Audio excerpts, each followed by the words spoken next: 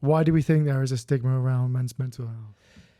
Yes. So I guess it's we covered a lot of it. Is fear of judgment. Men are really afraid to be viewed as weak, vulnerable people, which is very inaccurate, I would say. People who talking about their emotions and how they feel, and I think is a sign of strength, because you're actually willing to look into your problems and solve the problems. The man who can solve the problem is a capable man, and that's what we want to feel like, capable and powerful. We want to solve our problems. We don't want to shy away from any challenges that's coming our way. At least that's how I feel, and yourself, I guess. Because like for me as well, in the beginning of it, it's like when I was sharing my problems, I didn't want people to take that and use it against me. Yeah. So I was also like quite scared. That's an interesting point. Because I didn't want to let so many people in. It was a trust thing as well. And I think that as well, there's a historical stigma. When I was doing research on the topic, there was a couple of things that I was, again, just simply shocked, like legal consequences. So I'm just going to read it from what I found. Historically, admitting to mental health struggles could have lead to legal consequences, such as loss of rights, including the right to vote or make decision about one's life. These legal ramifications discourage open discussions about mental health, obviously, because if you are threatened to lose the right to vote, or people would view you as just a not stable person, why would you talk about it? And that's, I think, had a huge snowball effect to where we are today with this. Another thing, throughout the history, mental health issues were often poorly understood. Conditions that we now recognize as mental illnesses were sometimes interpreted as signs of possessions by evil spirits, moral failings, or divine punishment. Which is again the whole mental health topic is such a new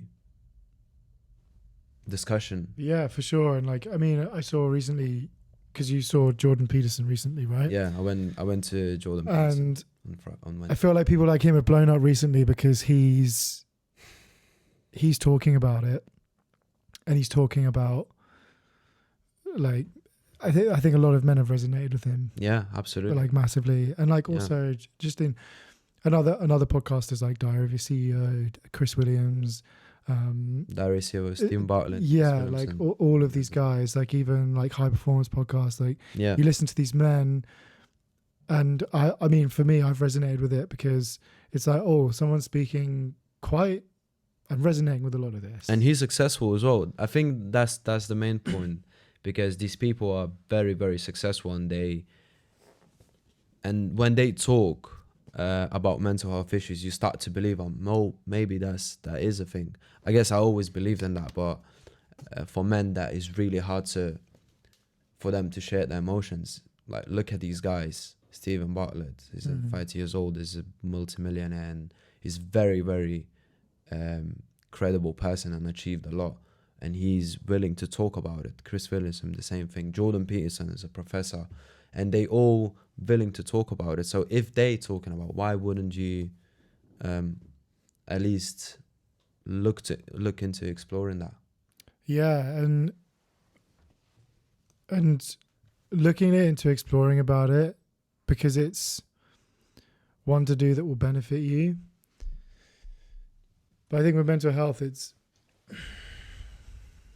addressing it in a way that makes it okay in the beginning. Yeah.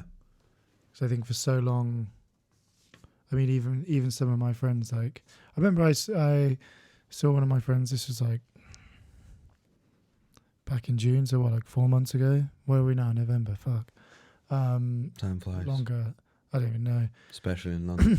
And I hadn't seen him for like ages, and he came into the shop, and I was like, oh, hey man, how's it going and stuff? And he was like, yeah, I've just been off the radar, and kind of, he was struggling to talk about it, and I was like, no, like, how are things? I know it's been a while, we've all been busy and stuff. and he just opened up massively, and he was like really struggling.